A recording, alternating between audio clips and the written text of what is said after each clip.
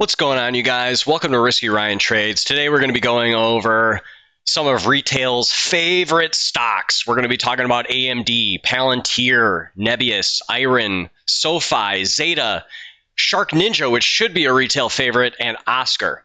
We're going to be going over the weekly charts. We're also going to be zooming out and sort of looking at the 30,000 foot overview of where I think it's going to go over, during 2026. And just my overall thoughts. So we definitely have a jam-packed one, so I do want to dive into this real quick. But before we do, disclaimer, this is not financial advice. This is for educational purposes only and for entertainment purposes only.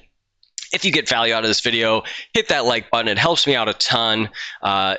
Hit the subscribe. We have about 300 or so subscribers. We're trying to get those numbers up and grow the channel. So if you've seen a couple of my videos so far and you've been enjoying it and you're not subscribed yet, why not hit that subscribe button? And if you have any comments, thoughts, ideas about the names that we're talking about, go ahead and comment them below. Let's dive in. AMD. Oh no, this one scares me, and I'm going to tell you why it scares me. We're looking at the weekly chart, and there is a massive gap. A massive gap. Let's take the Ichimoku off, and we can see here there is a massive gap, and it is about 20% down from the current price.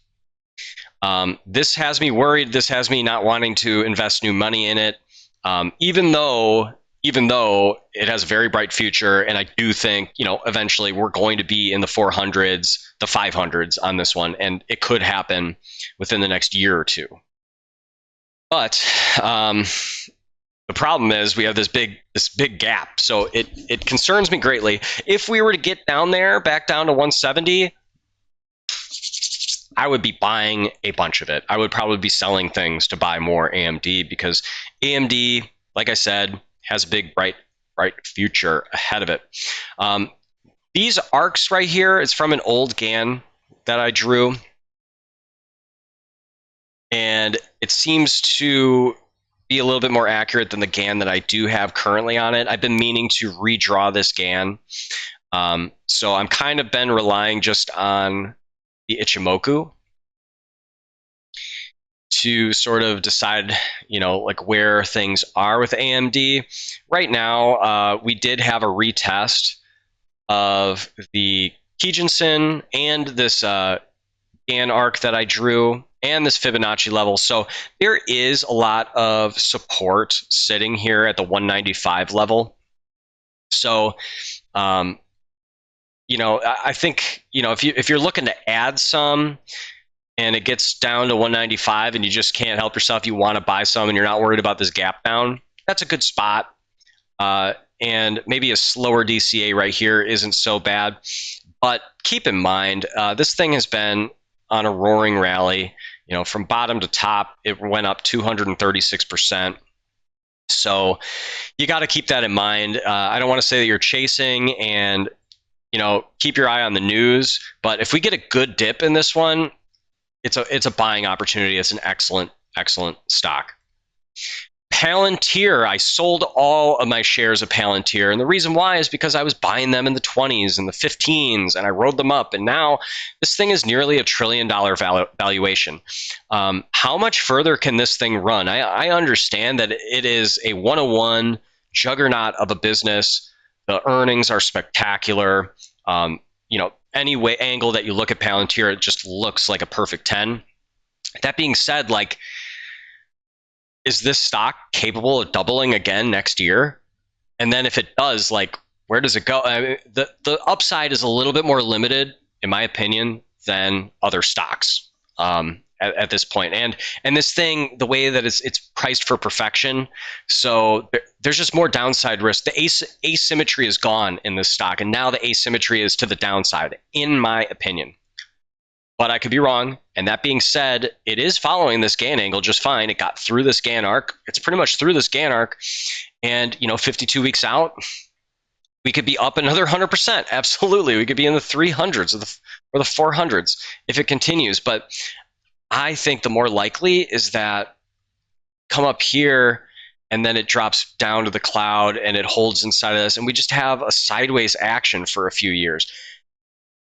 that's my sense of it. But like I said, I could absolutely be wrong on this. It could just keep ripping. So, if you're still holding your Palantir shares with diamond fists and you want to tell me why I'm wrong, you go ahead. You go ahead in those comments. You tell me why I'm wrong. But I was buying this a long time ago and I made my money.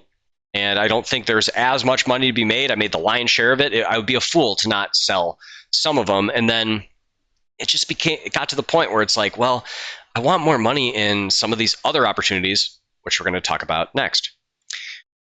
Nebius looks like hot garbage on the charts. I'm not going to lie to you. This is a classic. It came up, hit this Gann angle, rejected. Now it's getting pushed below both Kijinsen and Tenkan-sen. The only hope here is that it builds a base and forms a base on this $86 level, but I think it's going to take some time to get through that. Looking at the anchored volume profile here, I just think it's going to have to spend some time. It could be March before we get like another move up in this thing. But I do think that ultimately, this could be a really good buy in the dip opportunity because if we can reclaim this Gann angle by the, within 52 weeks, it's 100% gain from current price. So, and it didn't do this crazy move just to not reclaim this Gann angle, So I really do think that that's what it wants to do. But Corey, if you're an Ichimoku trader, this is not very good. what it looks like, it's not very good. But my gut tells me that I think this is the bottom, and we form a base right here.